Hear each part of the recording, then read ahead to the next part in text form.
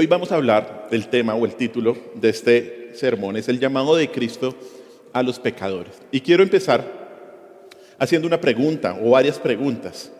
Y es, ¿será posible que una persona que venga de una sociedad pagana, de una religión en donde fuera predominante la adoración, la magia, el culto a los dioses de la tierra, ¿será que una persona que venga de este trasfondo puede llegar a creer en el Dios de la Escritura? ¿Será posible? Claro que es posible. Y es la historia de Abraham. ¿Será posible para alguien que odiaba el nombre de Cristo, que organizaba campañas para encarcelar y matar a cristianos? ¿Será posible para un tipo de personas así llegar a ser seguidor de Jesús? Claro que sí, y es el caso del apóstol Pablo. Por último, ¿será posible para un hombre corrupto y avaro que utilizaba su posición en el gobierno para enriquecerse a costa de abusar de las personas que honradamente trabajaban? ¿Será que un tipo de persona de esta condición puede llegar a ser seguidor de Jesús? Sí, claro que sí. Y es el caso de Mateo.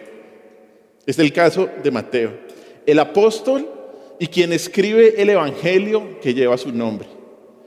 Y cuando yo pensaba en estos casos, me hacía la pregunta, ¿cómo es posible que un ex pagano, que un ex asesino de cristianos, que un ex corrupto pueda llegar a ser seguidor de Cristo? ¿Cómo es posible esto?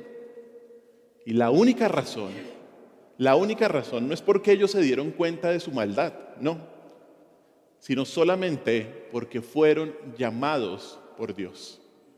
Es la única explicación. Y hoy vamos a ver la historia, la maravillosa historia de cómo Jesús llamó a Mateo. Lo llamó a salvación para que luego se convirtiera en su apóstol.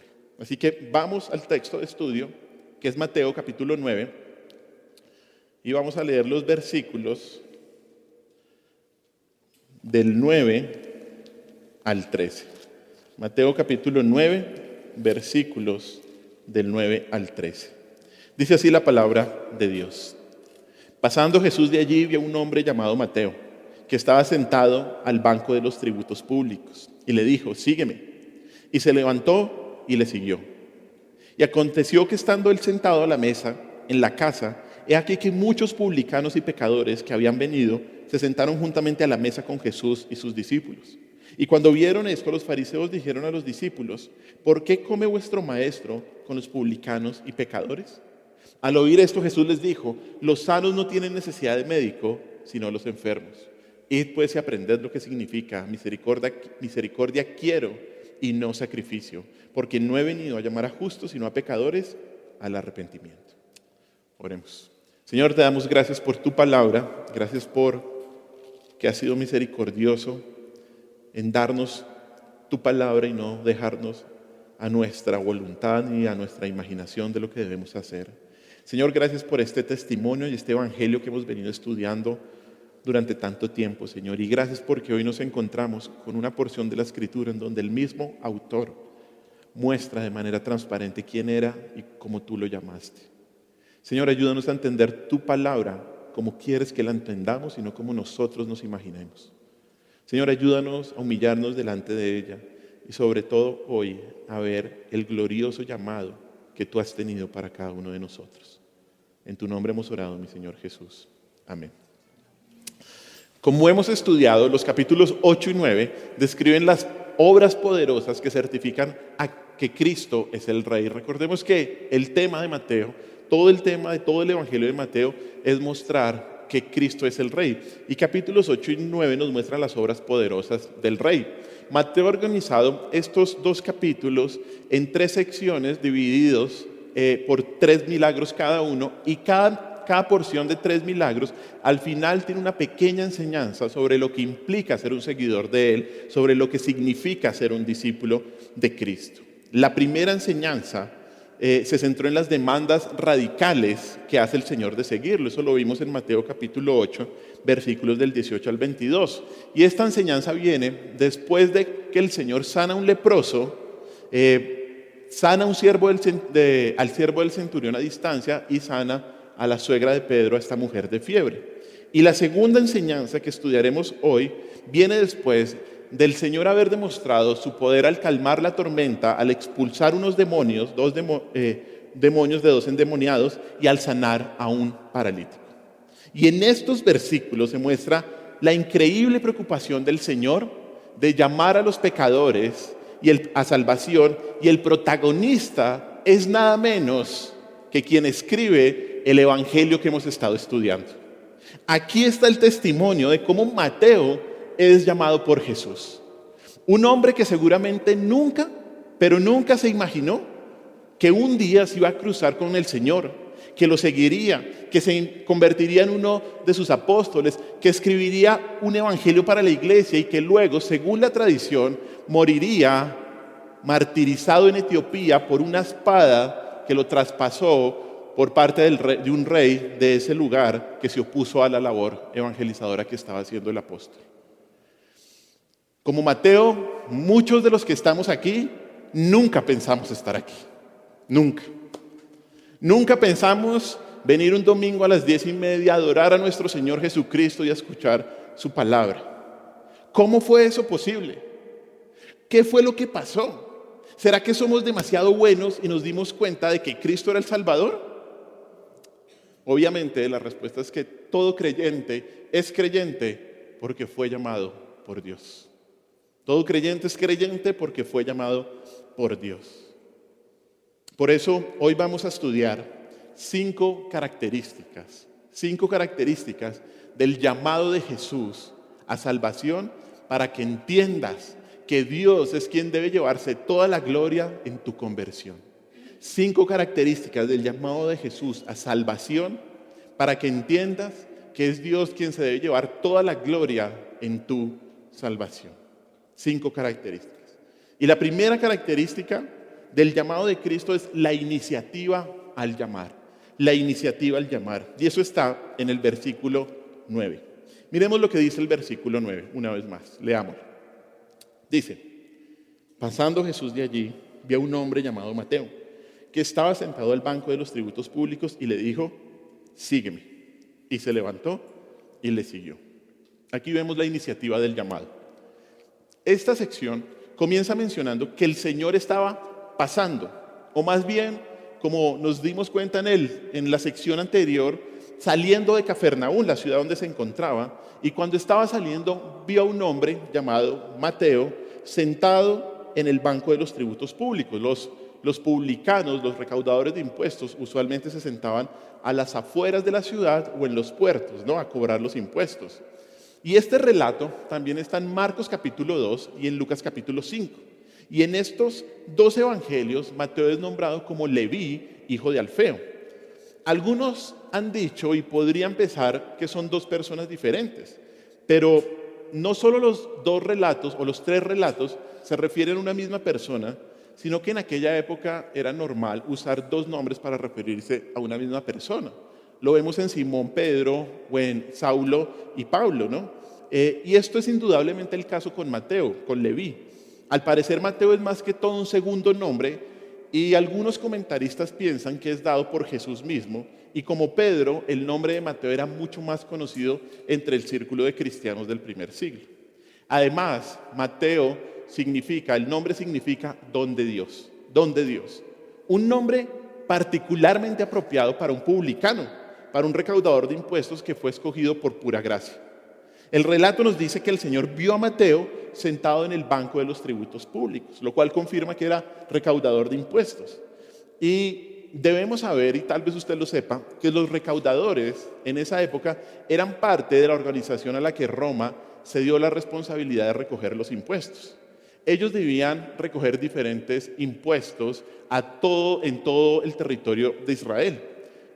Por ejemplo, el impuesto de la tierra, que se pagaba anualmente, algo así como el impuesto predial, o un impuesto anual que pagaban los hombres por encima de 20 años.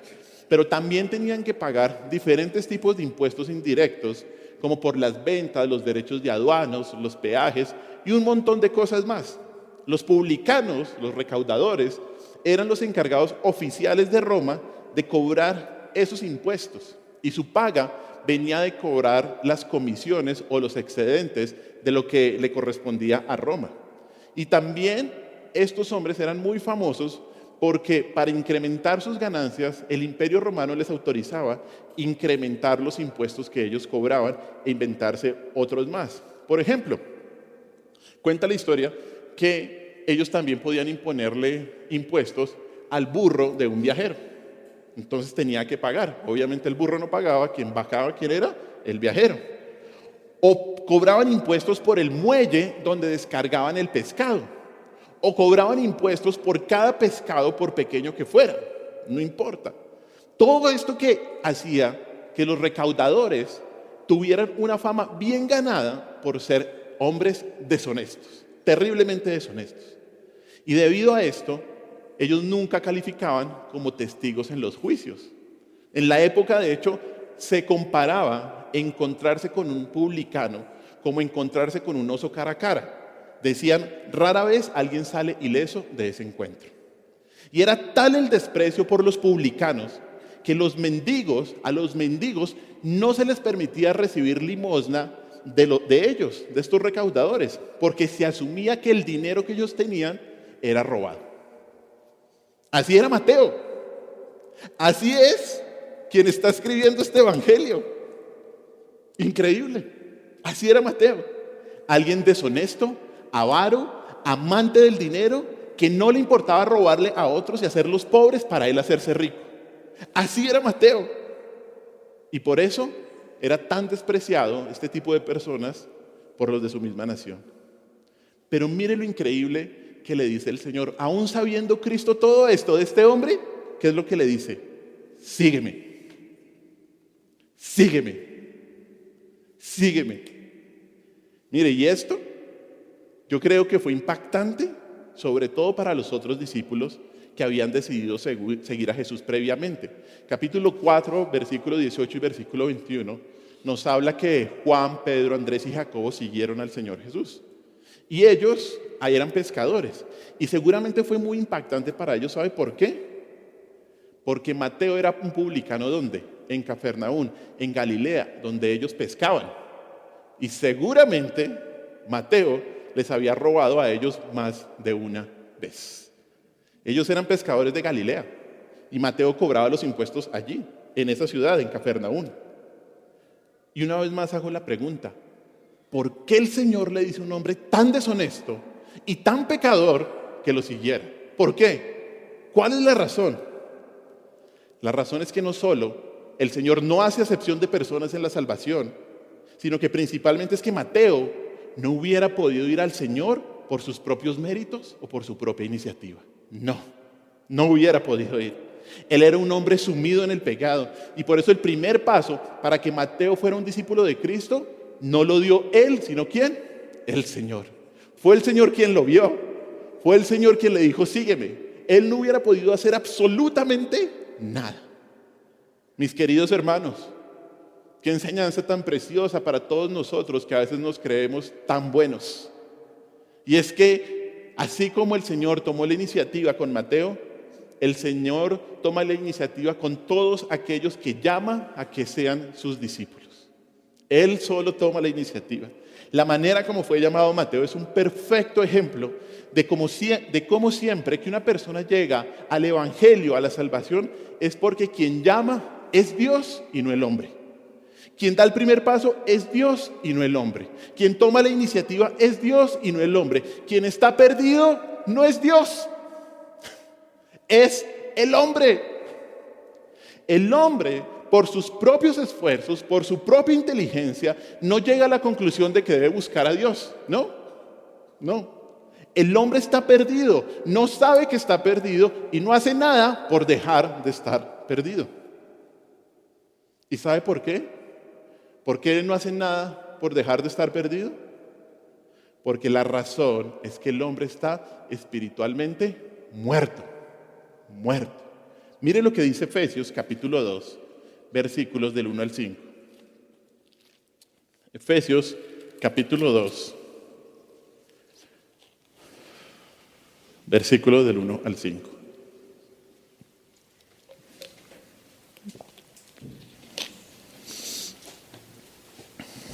Y póngale mucha atención a los términos vida o muerte que aparecen ahí en estos versículos. Dice así, Efesios 2 del 1 al 5.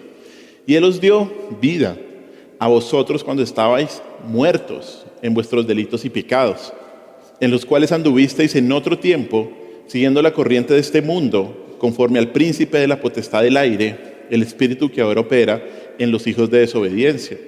3, entre los cuales también todos nosotros vivimos en otro tiempo, en los deseos de nuestra carne, haciendo la voluntad de la carne y de los pensamientos, y éramos por naturaleza hijos de ira, lo mismo que los demás. Pero Dios, que es rico en misericordia, por su gran amor con que nos amó, aún estando nosotros muertos en pecado, nos dio vida juntamente con Cristo. Por gracia sois salvos. Antes de que el Señor nos dé vida, obviamente estábamos, ¿qué? Muertos.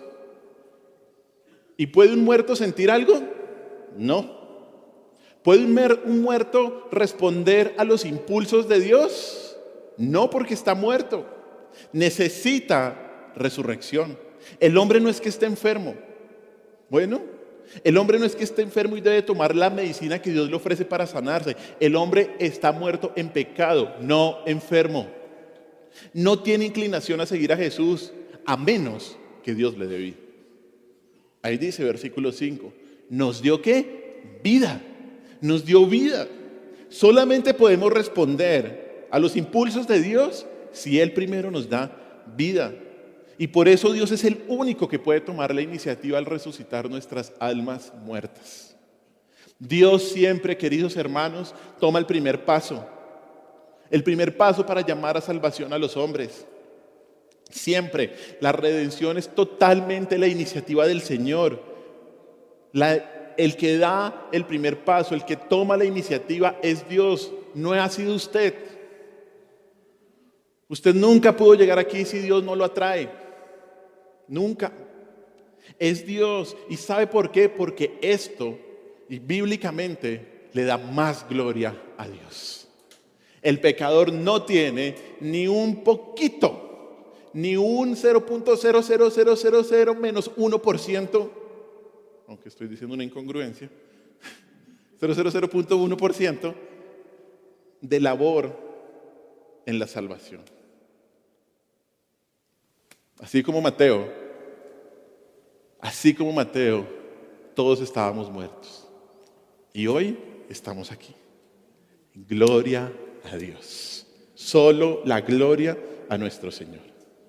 Esa es la iniciativa del llamado. Ahora vamos a la segunda característica del llamado de Cristo, y es la eficacia del llamado. La eficacia del llamado. Y está ahí también en el versículo 9 de Mateo capítulo 9. Las últimas palabras de este versículo dice, y se levantó y le siguió. ¿Cómo responde Mateo al sígueme del Señor? De una, ¿cierto? Se levantó y siguió a su Señor. Este evangelio, el evangelio de Mateo, es escrito más o menos en el 70 después de Cristo, casi 40 años después de que este suceso que estamos estudiando se diera. Y Mateo escribe esto no solo para que otros entiendan la misericordia que recibió a ser llamado a ser discípulo de Cristo, sino para dar testimonio que él no se pudo resistir al llamado de Jesús. Él no se pudo resistir al llamado de Jesús. El Señor le dijo, sígueme, y él lo siguió de una. Él no salió con ninguna excusa. Tampoco le dijo al Señor que pasara más tarde. Mucho menos le dijo, espéreme un momento, termino de cobrarle estos impuesticos a este hombre y ya nos vamos. No. Mateo respondió de manera inmediata y obediente. Inmediatamente. Y esta respuesta muestra que cuando Dios llama, lo hace de manera eficaz. De manera eficaz. De manera inevitable. Como el hombre sin regenerar está muerto en delitos y pecados, es necesario que Dios lo llame a salvación. Y como Dios es todopoderoso, como nadie se puede resistir ante Dios, como Él puede hacer lo que quiera, como Él cumple siempre su propósito, cuando Él llama a alguien para salvación, lo hace eficazmente. Lo hace eficazmente. El llamado inevitable de Dios a un pecador supera y predomina tan increíblemente la inclinación natural de la rebelión del hombre que voluntariamente responde colocando su fe en Cristo. Es Dios el que llama eficazmente al ser humano. Mire este versículo, Juan capítulo 6, versículo 44. Juan capítulo 6, versículo 44.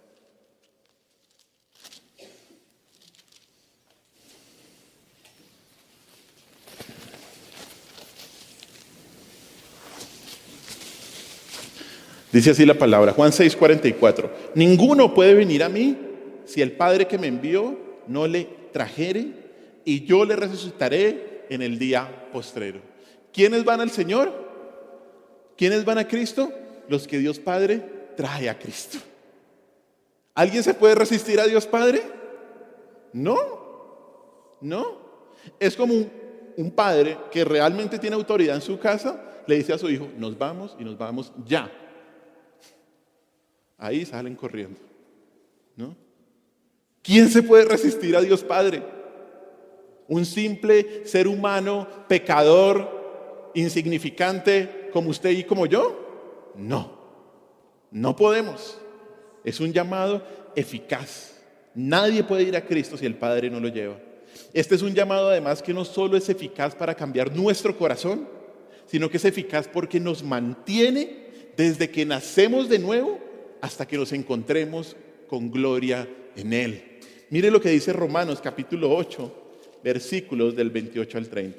Romanos capítulo 8, versículos del 28 al 30.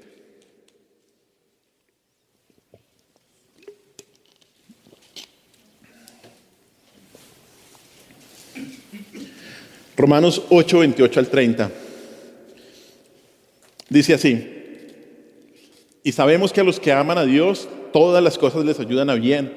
Esto es a los que conforme, escuche bien, a su propósito, son ¿qué? Llamados. Y 29 hasta el 30. Porque a los que antes conoció, también los predestinó para que fueran hechos conforme a la imagen de su Hijo, para que Él sea el primogénito entre muchos hermanos. Y a los que predestinó, a estos también ¿qué? Llamó. Y a los que llamó, a estos también justificó. Y a los que justificó, a estos también ¿qué? Glorificó. Hermanos, este es el llamado inquebrantable de Dios a salvación, que viene según el propósito divino, que llega a los predestinados, que conduce a través de la justificación y nos lleva a la gloria eterna. El mismo que nos llama es el mismo que nos mantiene, porque ¿sabe qué? La salvación no es obra suya, la santificación no es obra suya, porque quien lo mantiene usted, ¿sabe quién es en esta vida? Obedeciendo, es Dios, porque Él es el que pone el querer como el hacer. Claro que somos responsables, claro que debemos ser obedientes, pero es la gracia de Dios la que nos mantiene a todos nosotros. Este es un llamado inquebrantable de Dios a salvación, inquebrantable. Los teólogos han llamado a este llamado un llamado efectivo, un llamado eficaz, un llamado determinante, un llamado decisivo, un llamado concluyente, un llamado operativo y un llamado irresistible. Es irresistible. Nadie puede resistirse al Dios Todopoderoso. Este es el llamado que Jesús le hizo a Mateo y que hace a todos los que llama a salvación.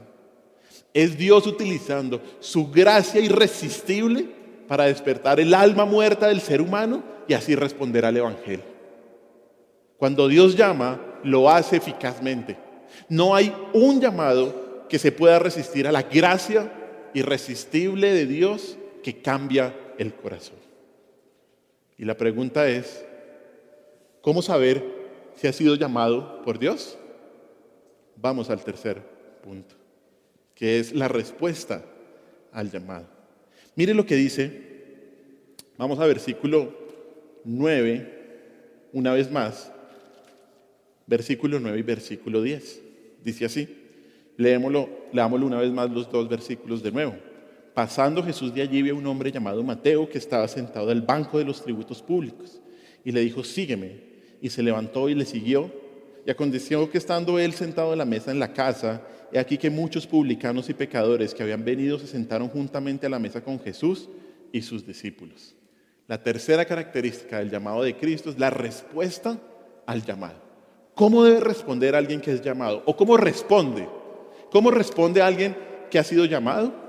Pues empezamos con las últimas palabras del versículo 9. Esa frase, y una vez más vamos a estudiarla, se levantó y le siguió. No solo muestra la eficacia del llamado, sino también revela la respuesta obediente de Mateo. Recordemos que Mateo, ¿dónde estaba? Estaba en su oficina, ¿cierto? Cobrando impuestos, sacando ganancias, abusando de las personas, aprovechándose de la gente. Y de un momento a otro, cuando el Señor le dice, sígueme, él lo siguió. Lucas 5:28 dice que Mateo lo dejó todo. Vamos allá. Lucas capítulo 5, versículo 28, que es el relato paralelo. Lucas capítulo 5, versículo 28. A los que creían que les iba a hacer frío hoy, pues no. ¿Cierto? Estamos como calienticos. Miren lo que dice Lucas capítulo 5, versículo 28. Al que se vino bien abrigado, vaya quitándose la chaqueta. Lucas 5, 28. ¿Qué dice? Leamos desde el 27. Después de estas cosas salió y vio a un publicano llamado Leví, sentado al banco de los tributos públicos, y le dijo, sígueme. ¿Y qué dice el 28?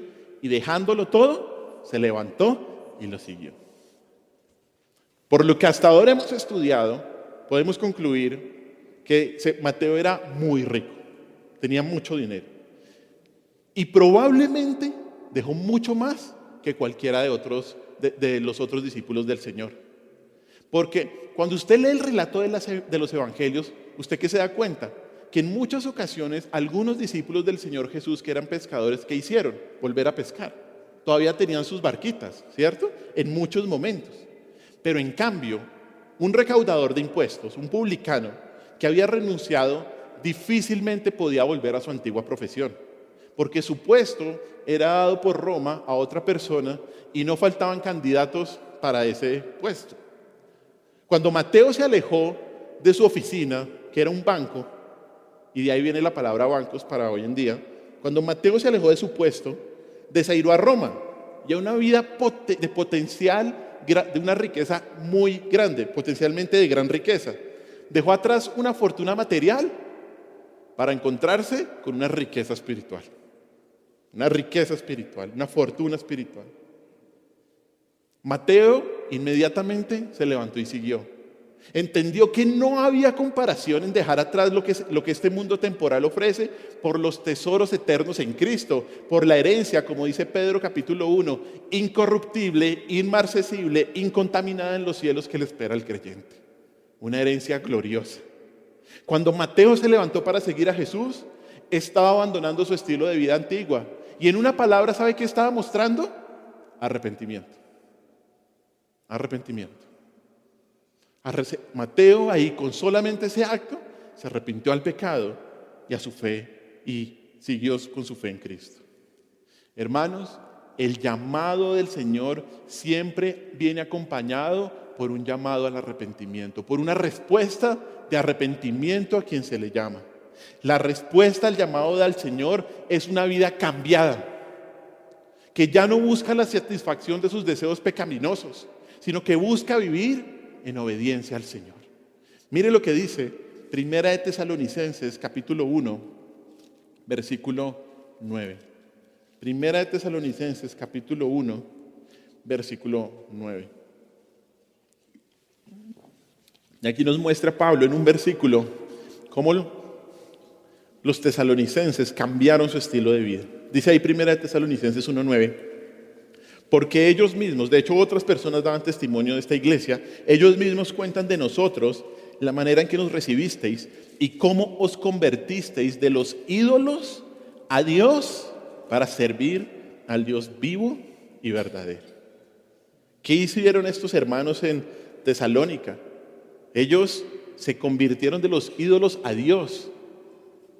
Pero no solo fue una conversión de palabras, sino que ellos se convirtieron ¿para qué? Para servir al Dios vivo y verdadero. Y esto muestra arrepentimiento. Arrepentimiento es que voy caminando para allá y me devuelvo para el otro lado.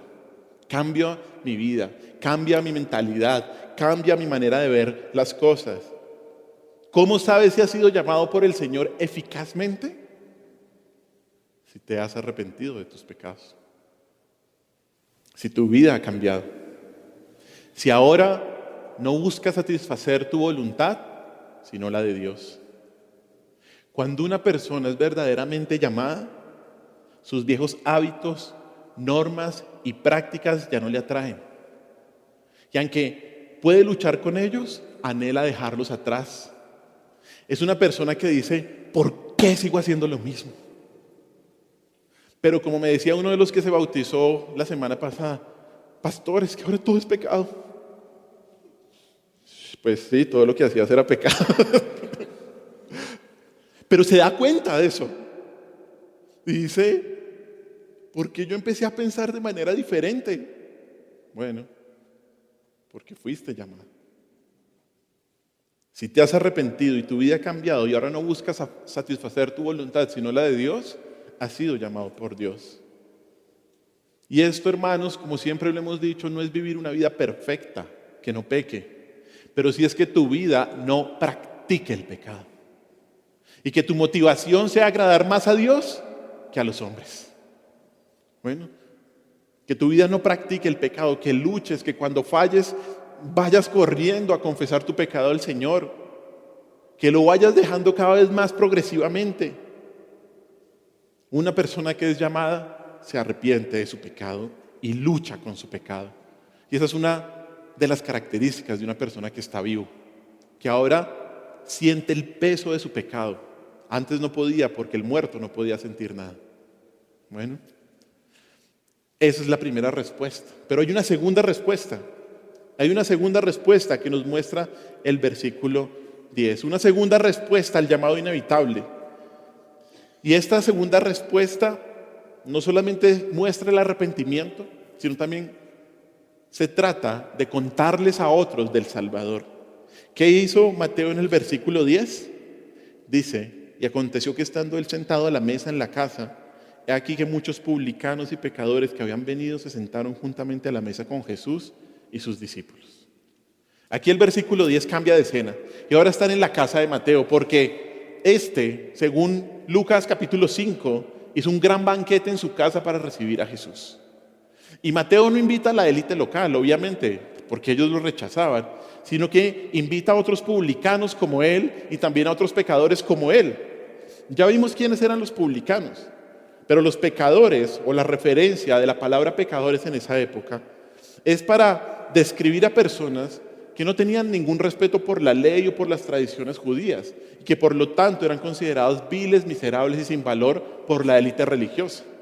Al parecer, la compasión de Jesús por Mateo atrajo a muchos que eran como él y a otros amigos de Mateo que eran pecadores.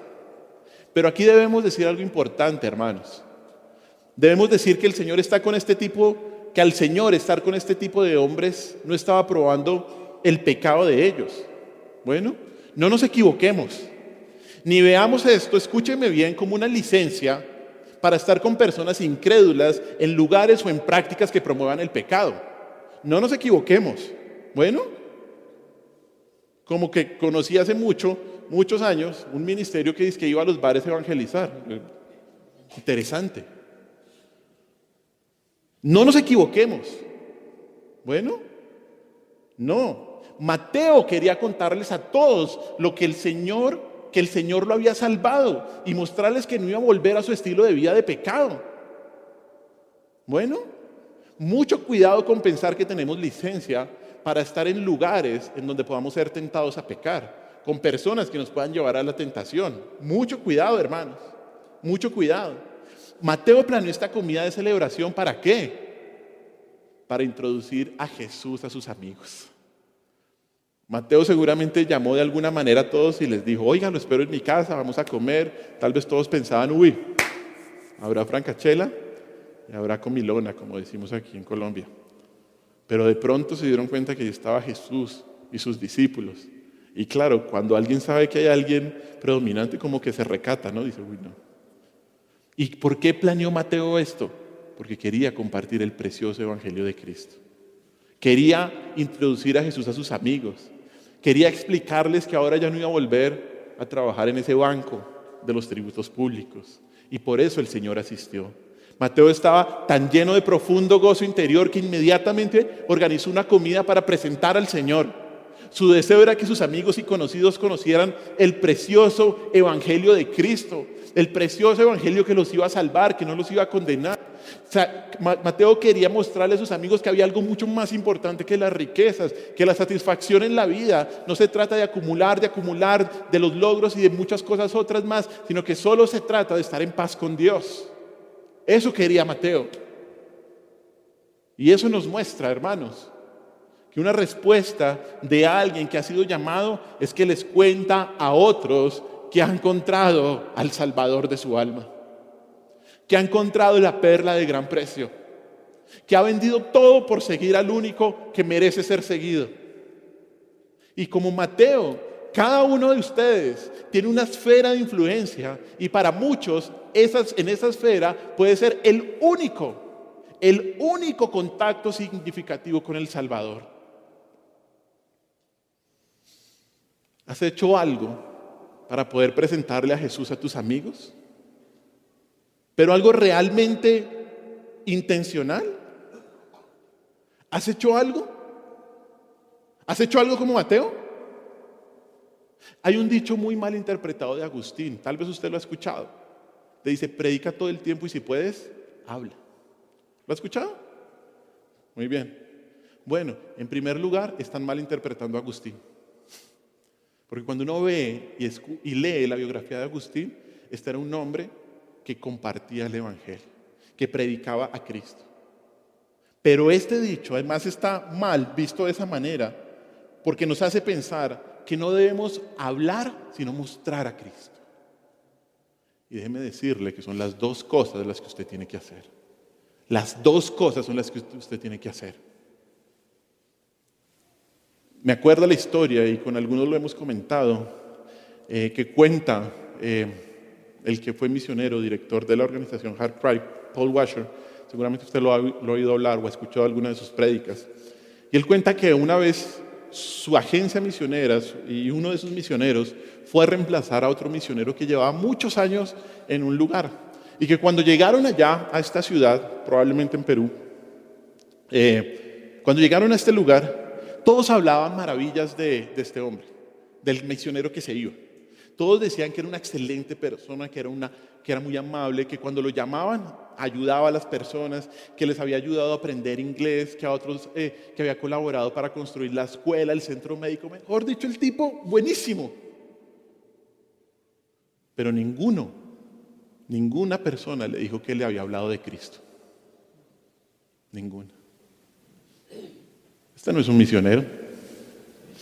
La iglesia no está llamada a hacer labor social. La iglesia está llamada a predicar a Cristo y a este crucificado, como dice 1 Corintios 2. Puede que usted se parezca a este misionero y que usted haya pensado, yo voy a dar testimonio solamente y no voy a hablar. ¿Por qué viene la fe? Por el oír la palabra de Dios. Preciosos son los pies de los que anuncian la paz del evangelio. ¿Usted por qué está puesto en el lugar donde está puesto? No por usted, sino porque hay otros que necesitan al Salvador. Hay otros que necesitan conocer a Cristo. Hay otros. ¿Cómo responde alguien que es llamado? Predica a Cristo, habla de Cristo. ¿Es el mejor trabajador? Claro que sí. ¿Es el mejor estudiante? Claro que sí. ¿Es la mejor persona? Claro que sí. Pero predica que es por Cristo, que por quien lo hace absolutamente todo, hermanos. Solo por Cristo. Solo por Cristo. ¿Será que Dios te está llamando a hacer lo que Mateo hizo? Probablemente sí. Organiza una comida. Organiza una cena, un almuerzo, aunque sea un tinto. Pero habla de Cristo, hermano. Habla de Cristo, porque hoy puede ser el día de salvación, mañana es el día de condenación para aquellos que están a tu alrededor, dice la palabra. ¿Cuáles son las dos respuestas al llamado? arrepentimiento y compartir el Evangelio. Y antes de pasar al cuarto, y me acordé, hoy pusimos esta tarjetica, y esta es una manera increíble, y allá atrás hay muchas, y llévesela si quiera, en donde presentamos que es el Evangelio de Cristo. Presentamos que Dios es santo, la verdad de Dios. Presentamos la verdad del hombre, que es pecador. Presentamos la verdad de Cristo, que es el único Salvador. Y presentamos la realidad de lo que tienen que hacer los pecadores, que ya vamos a hablar de eso, que es arrepentirse. Arrepentirse. Hermanos, no desaproveche cualquier oportunidad que tenga. Acumule para el reino de Dios. Busque el reino de Dios y su justicia. Cuarta característica. La persona que es llamada. Mire lo que dice el versículo 11 y 12 del Mateo capítulo 9. Dice: cuando vieron esto los fariseos dijeron a los discípulos: ¿por qué come vuestro maestro con los publicanos y pecadores? Al oír esto Jesús les dijo: los sanos no tienen necesidad de médicos, sino los enfermos. La cuarta característica del llamado de Cristo es la persona que es llamada. En el versículo 11 aparecen los fariseos. Y esta palabra viene de una palabra hebrea que significa separado. Y se les conocía por su énfasis en la piedad personal y porque buscaban separarse ellos mismos de las personas pecaminosas y de objetos impuros. Ellos se preocupaban mucho por los rituales relativos a la purificación ceremonial y por todo lo que podía llegar a contaminarlo. Y para ello ellos crearon una serie de leyes para no desobedecer las otras leyes. O sea, estaba la palabra de Dios y ellos crearon unas leyes alrededor extrabíblicas y por eso el Señor los condena, ¿se acuerdan? Oíste que los antiguos decían esto, pero yo os digo, ¿cierto? Extrabíblicas para que no llegaran a quebrantar las otras leyes.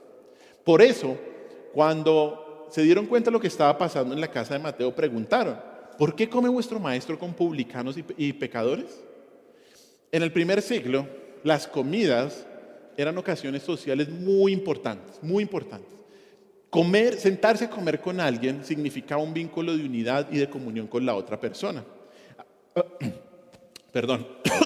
Había un dicho que decía: compartir una comida es compartir una vida. Porque esa era una declaración, sentarse a comer con alguien era una declaración de que una persona era aceptada en un grupo. Los fariseos se dieron cuenta de alguna manera lo que estaba pasando y se preguntaron por qué estaba Jesús comiendo con las personas más despreciadas de la sociedad. Según sus estándares, ningún maestro verdaderamente piadoso tendría una relación tan íntima con los delincuentes del mundo. Y sin vergüenza alguna, nuestro Señor respondió a su hipocresía diciendo: los sanos no tienen necesidad de médicos, sino que los enfermos. El Señor obviamente no se está refiriendo a los fariseos como personas sanas, no. Más bien lo que está diciendo es esto: yo no he venido por aquellos que piensan que están sanos, sino por aquellos que saben que están enfermos. No he venido por aquellos que piensan que están sanos, sino por aquellos que saben que están enfermos. Por eso el Señor estaba comiendo con ellos, con este tipo de personas que sabían que eran pecadores. En cambio, los fariseos, orgullosos de su justicia exterior, pensaban que ya eran salvos. Y lo pensaban porque ellos hacían de una manera externa, obedecían de una manera externa a la ley, pero sobre todo porque pensaban que solo por ser del pueblo de Israel ya eran salvos. De hecho, en Juan capítulo 8, ellos dicen, están en un diálogo con el Señor Jesús, en donde los fariseos le dicen al Señor Jesús: nosotros somos hijos de Abraham. Y por eso creían que ya pertenecían al reino de Dios. Pero la respuesta de nuestro Señor Jesús es: ustedes no son hijos de Abraham, ustedes lo que son unos hijos del diablo, les dice. Eso lo dice el Señor. Eso lo dice, ¿no? Ellos, los fariseos, no se reconocían a sí mismos como pecadores. Y por eso, en vez de abrazar a Jesús, los rechazaron y lo terminaron matando. Cristo vino a sanar a aquellos que conocían su maldad, que reconocían su pecado delante de Dios. Cristo no vino a hacerle coaching a los atletas de la élite espiritual en cómo alcanzar su mejor versión ahora. Hermanos, el llamado de Cristo no puede llegar a quienes se creen justos y piensan que no necesitan salvación, sino a aquellos que reconocen que son pecadores y saben que necesitan un Salvador. Jesús no vino a salvar a los que piensan que son justos, sino a los que saben que son pecadores, que están en la bancarrota espiritual. Miren lo que dice Mateo capítulo 1, versículo 21.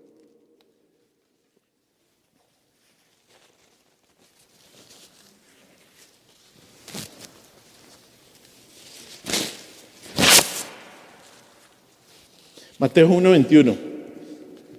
Dice así: y dará a luz un hijo y llamará su nombre Jesús. ¿Por qué? Porque él salvará a su pueblo de sus pecados. Como los escribas y los fariseos, muchos son rápidos para diagnosticar las necesidades de los demás, pero son ciegos a sus propias necesidades. Por eso cuando compartimos el evangelio, lo primero que deben entender los incrédulos es que delante de ellos, de Dios, ¿son qué? Pecadores. Pecadores. Eso debe entender un incrédulo. La persona que es pecadora, pero piensa que es justa, se excluye a sí misma de la misericordia de Dios, porque se niega a reconocer que necesita la misericordia y la gracia de nuestro Señor. En cambio, la persona que es llamada sabe que es pecador, sabe que está enfermo y sabe que necesita la gran sanidad del gran médico divino. ¿Has llegado a este punto en tu vida? ¿Has llegado a entender y a comprender que estabas muerto en tus pecados y que necesitas la limpieza de Cristo? Si eso ha pasado en tu vida, dale gloria a Dios. Dale gloria a Dios. Dale gloria a Dios de que has sido llamado por Dios, porque has entendido que eres un pecador. Y gloria a Dios, porque esta iglesia está llena de pecadores redimidos. Gloria a Dios por eso. La persona que es llamada no es la que se cree justa, es la que sabe que es un pecador y que solo depende de la gracia de Dios, nada más. Quinta y última característica del llamado de Cristo es la proclamación del llamado. La proclamación del llamado. Versículo 3. ¿Qué debe proclamar el llamado? ¿Qué debe anunciar el llamado? Versículo 13 dice: id pues y aprended lo que significa misericordia quiero y no sacrificio, porque no he venido a llamar a justos, sino a pecadores. ¿A qué? Al arrepentimiento.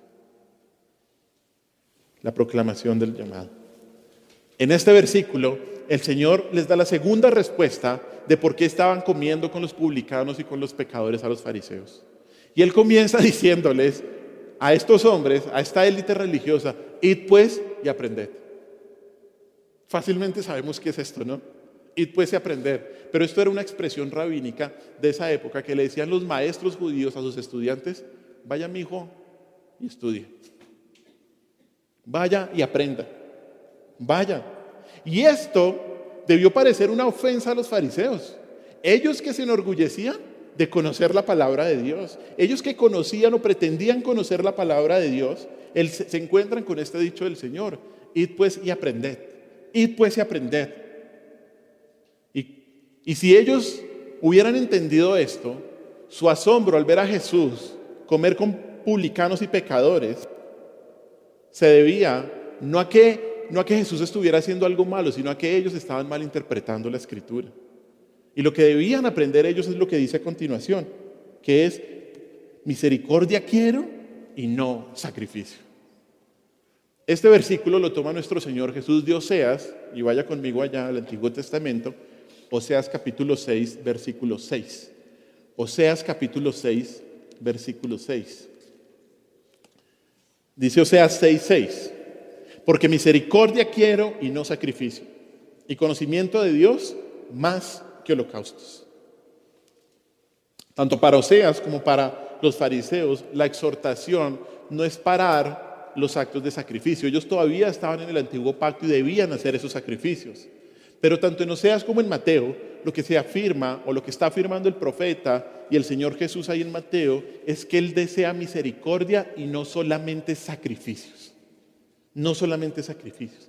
Y el contexto de Oseas es que el pueblo pensaba que estaba bien porque estaban haciendo sacrificios, pero estaban lejos, estaban pecando, y Dios los acusa de hecho de tener falta de misericordia. De hecho, vaya 2 capítulos antes, a Oseas capítulo 4, versículos 1 y 2. Mire Oseas capítulo 4, versículos 1 y 2. Un poco ahí entendemos más el contexto de Oseas. Oseas 4:1 dice: oíd palabra de Jehová, hijos de Israel, porque Jehová contiende con los moradores de la tierra, porque no hay verdad, ni misericordia, ni conocimiento de Dios en la tierra. Y mire el segundo: perjuran, o sea, sobornan, mienten, matan, hurtan y adulteran, y adulterar prevalecen, y homicidio tras homicidio se sucede. Estaban haciendo muchos sacrificios y decían: nosotros estamos bien, estamos cumpliendo. Pero mire todo el pecado que les revela el Señor. ¿Cuál es el propósito que tiene nuestro Señor Jesús al citar Oseas 6:6?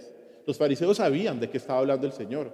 Por eso la cita tiene el propósito de mostrarle a los fariseos de que si ellos fueran verdaderamente justos, como decían ser, no se centrarían en los rituales ceremoniales que tanta pompa hacían, ni en los sacrificios, sino que apreciarían el espíritu de la ley al demostrar la bondad, la compasión y la misericordia de Dios con los marginados de la sociedad. Al fallar en tener misericordia los fariseos con los pecadores, ellos mostraban que no estaban bien con Dios. ¿Y sabe por qué? Porque la manera como tratamos a los demás muestra cómo está nuestra relación con Dios.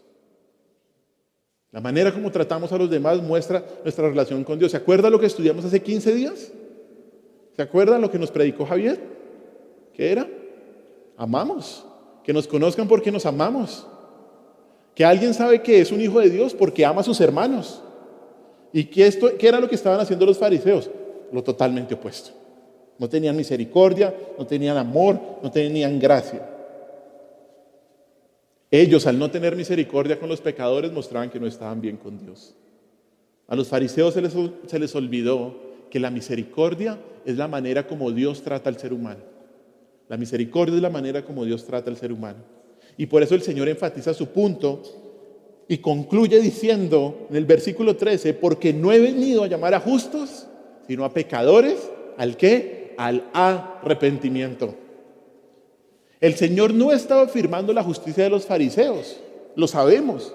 En primer lugar, ya les había dicho que no estaban pensando ni haciendo lo que Dios quería, lo había dicho antes. Y en segundo lugar, ellos habían abandonado la misericordia y eso no era verdadera justicia. Eso no era verdadera justicia. Así como en el versículo 12, esta expresión significa: no he venido a llamar a aquellos que claman ser justos, sino a aquellos que saben que son pecadores. No he venido a llamar a aquellos que claman ser justos, sino a aquellos que saben que son pecadores. Lucas capítulo 19 nos dice que nuestro Señor vino a buscar y salvar lo que se había perdido. A eso vino nuestro Señor Jesús. Mire, nuestro Señor Jesús no dejó el cielo para darle palmaditas en la espalda a los religiosos satisfechos de sí mismos e ignorar a todos los demás que no están a la altura de los estándares meticulosos de los fariseos, no. Jesús vino a aquellos que saben que son pobres en espíritu, que lloran por su pecado, que se quebrantan porque saben que están desagradando a Dios. Jesús vino a llamar a todos los que están lejos. Y la manera de hacerlo, ¿sabe cómo es? Proclamando el arrepentimiento. Proclamando el arrepentimiento a los pecadores. Jesús no se sentó en aquella mesa con Mateo y sus amigos porque ese día no tenía que comer con sus discípulos. No. Jesús aceptó la invitación de Mateo porque seguramente vio una maravillosa oportunidad de proclamar el arrepentimiento a aquellos que sabían que estaban espiritualmente enfermos. Por eso Jesús se sentó con Mateo. Hermanos, Jesús vino a llamar al arrepentimiento a los pecadores, porque arrepentirse de sus pecados es lo que necesitan los pecadores. El arrepentimiento es el tratamiento médico divino que el Señor prescribe y el perdón es la cura de ese tratamiento. El arrepentimiento es el tratamiento que Dios prescribe y el perdón es la cura que produce ese tratamiento. Ya vimos que el resultado de una persona llamada es que se arrepiente, pero los creyentes debemos entender que debemos proclamar el arrepentimiento. Debemos proclamar el arrepentimiento. En el Nuevo Testamento constantemente vemos que esta era la predicación cuando se le quería compartir a alguien y que la persona llegara a salvación.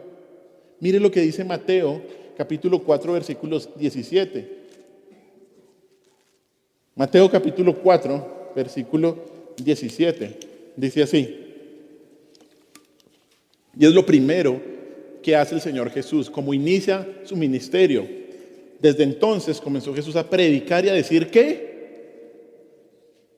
Arrepentidos. El Señor no comenzó a decir seminario de sanidad interior, cómo mejorar tus finanzas, cómo alcanzar tu mayor potencial. ¿Qué dijo el Señor? Arrepentidos. Vamos a Hechos, capítulo 2, versículo 37 al 38. La sanidad interior es una mentira, ¿no? Entre comillas. ¿Y qué dice Hechos 2:37? La primera predicación de Pedro. La primera predicación de Pedro, Hechos 2:37. Termina la predicación y mire lo que le dice la gente que lo estaba escuchando. Al oír esto, se compungieron de corazón y dijeron a Pedro y a los otros apóstoles: varones hermanos, ¿qué haremos?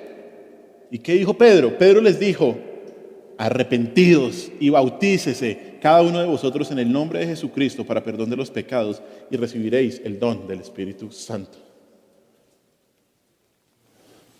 Pedro no les dijo: Dios te ama y desea darte una vida con propósito.